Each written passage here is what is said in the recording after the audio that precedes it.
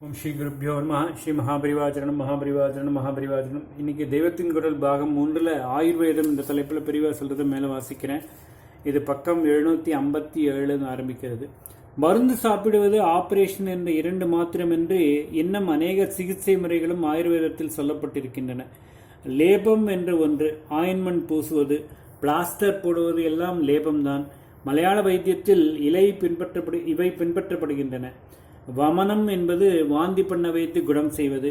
விரோச்சனம் என்பது இதே மாதிரி பேதியாக வைப்பது. ஸ்வேதனம் என்பது வியர்த்து கொட்ட பண்ணி அதன் மூலம் துர்நீர் வெளியே போகச் செய்வது. ஸ்நேகனம் என்பது எண்ணெய் தேய்த்து மயிர்கால் வழியே உள்ளுக்குள் மருந்தை இறக்குவது. இதுவும் மலையாள வைத்தியத்தில் நிறைய காணப்படுகிறது. உள்ளே இருக்கும் கெடுதலை வெளியே கொண்டு வந்து வருவதற்காக ஆயுர்வேதத்தில் உள்ள பஞ்சகர்மம் என்ற 5 சிகிச்சை முறைகளில் வமனம் விரேச்சனம் தவிர நஸ்யம் என்பது மூக்காலே தும்ம வைத்து தோஷத்தை வெளிவரச் செய்வது. அனுவாசனம் நிரூகம் என்ற 2ம் இருவிதமான இனிமா. கண்ணுக்கு தெரிகிற ரோகம் மாத்திரமின்றி குடல் மூளை இவற்றின் உள்ளுக்குள்ளே இருப்பது தோல் எலும்பு நரம்பு இரத்தம் பிளட் பிரஷர் டயாபெட்டிஸ் மனோவியாதி என்று கணக்கில்லாமல் உள்ள அத்தனையும் டயக்னோஸ் பண்ணி மருந்து தருவதற்கும் ஆயுர்வேதத்தில் வழி சொல்லியிருக்கிறது. இப்பொழுது ஆயுர்வேதம் என்றால் முக்கியமாக ஓஷதி என்கிற மூலிகை, அடுத்தபடியாக ரசவர்க்கம் என்கிற தாதுக்கள், மினரல் என்பவை ஆகியவற்றால் செய்யும் மருந்துதான் என்றே நினைக்கிறோம். மரம் செடி கொடி எல்லாமே ஓஷதி வர்க்கத்தில் வந்துவிடும். கந்தகம் பாஷாணம் லோகங்கள் முதலியவை ரசவர்க்கம். காயக்கல்பம் என்றால் சரீரத்தை அழியாமல் பண்ணிக்கொள்வது என்று கேள்விப்படுகிறோம். இப்படி சிரஞ்சீவியானவர்கள் எவரும் இல்லை என்பது பிரத்யக்ஷம். ஆனாலும் இப்படி காய சித்தி பண்ணிக்கொண்டு பிற்பாடு இந்திரிய விரயம் ஏற்படாமல் சுத்தர்களாக சாந்தர்களாக இருந்தவர்கள் மற்றவர்களை விட வெகு நீண்ட காலம் நோய் நொடி இல்லாமல் இருந்தார்கள் என்று தெரிகிறது. யோகம் தபஸ் ஞானாபியாசம் முதலியவை செய்வதற்கே உடம்பை திடமாகவும் தீர்க்க காலம் உள்ளவதாகவும் வைத்துக்கொள்ள வேண்டும் என்று காயசித்தி பண்ணிக்கொண்டாலே ஜாஸ்தி பலன் தருவதாகவும் போக்கியங்களை அனுபவத்திற்காக பண்ணிக்கொண்டால் அவ்வளவு பலிக்கவில்லை என்றும் தோன்றுகிறது. காயக்கல்ப முறையில் ரசாயன சாஸ்திரம் நிறைய வந்துவிடும். பசு மந்தையில் இருந்து கொண்டு செய்கிற ரசாயன சேவை, நெல்லி மரத்தடியில் செய்யும் ரசாயன சேவை என்றெல்லாம் உண்டு. தர்மசாஸ்திரத்தின் பாப புண்ணியமே வைத்திய சாஸ்திரத்தில் இதம் அகிதம் என்று வருகிறது என்று நான் சொன்னதற்கு இதுவும் சான்றாகிறது. கோதூளி பட்டாலே பாப நிவர்த்தி, நெல்லிமரத்தின் கீழே தியானம் பண்ணினால் அதற்கு எஃபெக்ட் அதிகம் என்று தர்மசாஸ்திரங்களில் இருப்பதை இந்த ரசாயன சேவைகள் வைத்திய ரீதியில் பயனுள்ளவையாக கொண்டு வந்து விடுகின்றன. மொத்தத்தில் காயசித்தி முறைகள் தேகத்தில் புது மாம்சம் ரத்தம் இவற்றை உண்டாக்கி ஆயுசை விருத்தி பண்ணுபவை ஆகும். ஆயுர்வேதத்தில் இதர சயின்ஸ்கள் மினரல் தாதுக்களை கலந்தும் மருந்து செய்வதால் கெமிஸ்ட்ரி என்ற ரசாயன சாஸ்திரமும் நம் வைத்திய சாஸ்திரத்தில் வந்து விடுகிறது. கெமிஸ்ட்ரி மட்டுமில்லை, இன்னும் 7-8 சயின்ஸ்களும் மெடிக்கல் சயின்ஸ் என்ற இது ஒன்றிலேயே அடங்கிவிடுவதை பார்த்தால் ஆச்சரியமாய் இருக்கும்.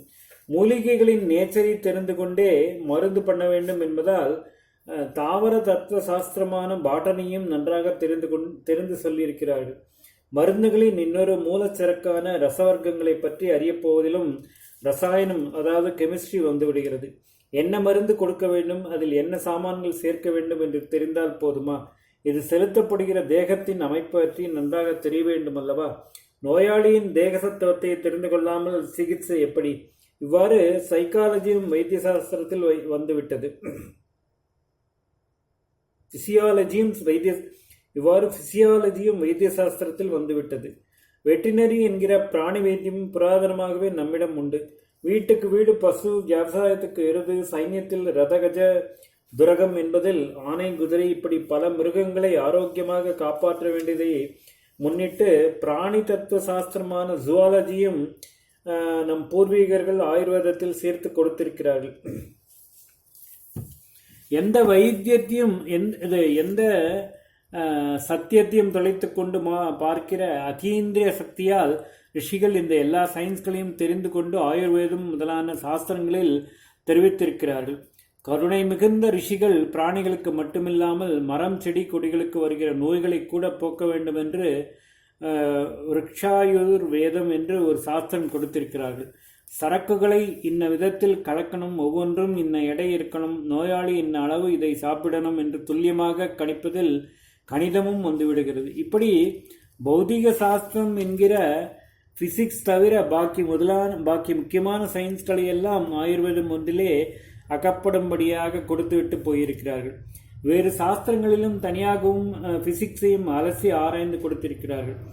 சர் PC ரே என்பவர் நம்முடைய பிராச்சீன சாஸ்திரங்களில் நவீன சயின்ஸ்கள் எல்லாவற்றுக்கும் மூலம் இருக்கிறது என்று ஆராய்ச்சி செய்து நிரூபித்திருக்கிறார்.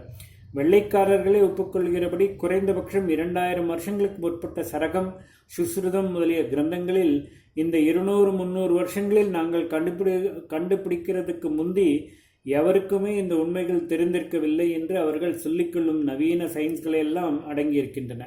பத்தியம். மற்றவர்கள்,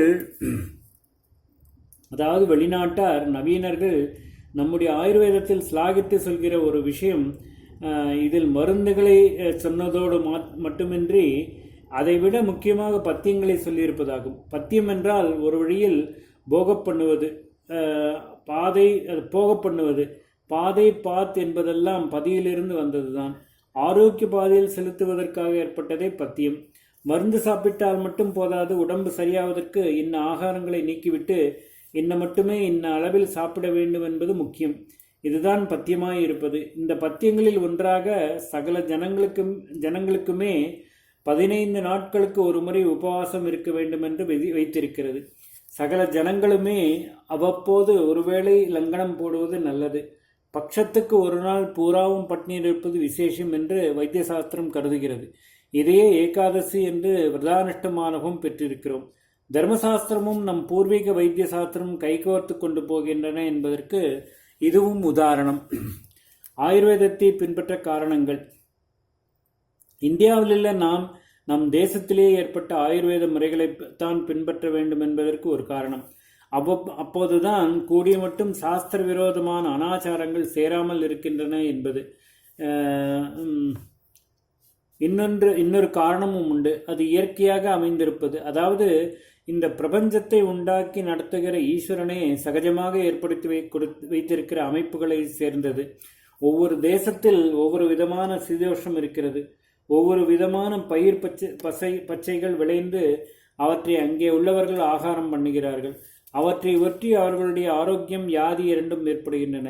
அந்தந்த தேச சீதோஷ்ணமும் அங்கே கிடைக்கிற ஆகார பதார்த்தங்களும் தான் ஒவ்வொரு தேசத்தவருக்கும் சூட் ஆகிறது என்பதை பார்க்கிறோம் அல்லவா?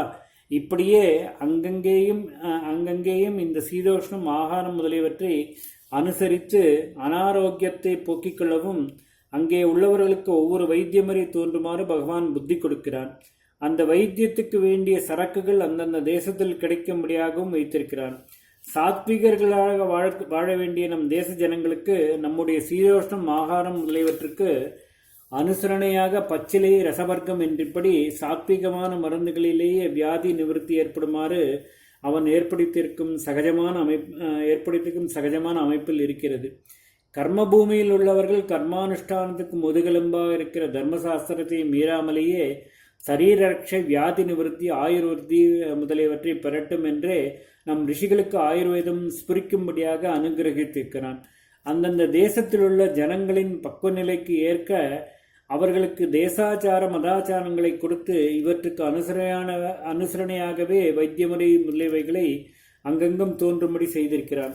வைத்தியம் மட்டுமில்லை, சில்பம் என்று வீடு வாசல் கட்டிக்கொள்கிற முறை, கிருஷி என்பதான விவசாய முறை எல்லாவற்றிலும் இப்படி ஒவ்வொரு தேசத்துக்கும் சூட்டாகிற ஒன்று உண்டு. நாம் வெள்ளைக்கார ஃபேஷனில் வீடு கட்டிக்கொண்டால் நம் அனுஷ்டானங்களையே பண்ண முடியாமல் விட வேண்டியதாகிறது.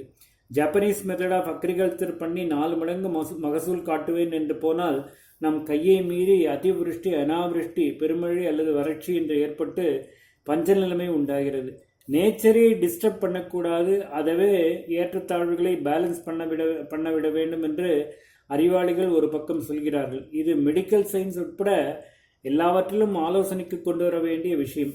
ஆயுர்வேதத்தின் பிரமாண நூலான சரக சம்ஹிதையிலே இந்த விஷயத்தை தெளிவாக சொல்லியிருக்கிறது.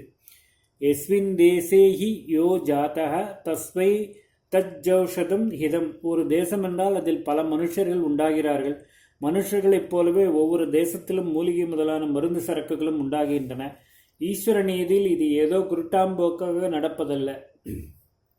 இந்த தேசத்துக்காரனுக்கு இந்த சரக்கால் பண்ணின ஔஷதம்தான் எடுத்தது என்று இது காட்டுகிறது. இதைத்தான் எந்த தேசத்தில் ஒருவன் பிறந்திருந்தாலும் அவனுக்கு அங்கேயே உண்டான சரக்குகளால் ஏற்பட்டதுதான் மருந்து என்று சரகத்தில் சொல்லியிருக்கிறது. ஓம் ஸ்ரீ குருப்யோ நமஹ. ஸ்ரீ மகாபரிவாஜரணம் மகாபரிவாஜரணம் மகாபரிவாஜரணம்.